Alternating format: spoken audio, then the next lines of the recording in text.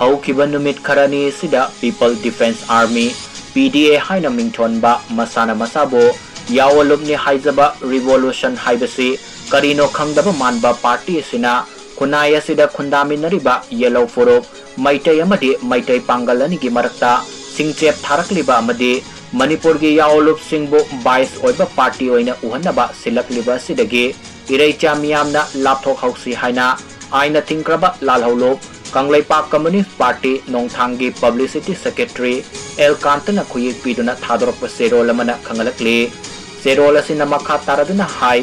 People defence army PDA हारिबा party असी Kangleipak communist party KCP नोंगथांगी सेंट्रल कमिटी की अहल लमन सिंह यावना थिगलुबा मतमदा खुनाय असिगी येंगनबा ओइरिबा ड्रग की ललोनबदा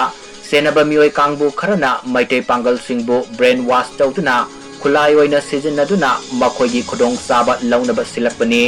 हारिबा मियोय सिंग असिगी मथक्ता पार्टीना मियेंग संगलगनी अमदि पार्टी की सना कांगलोन की मतुंग इन्ना हारिबा मियोय सिंग असिबु सब साबा सैराक पिरगनी हाइना सेरोल असिना मखा तारी।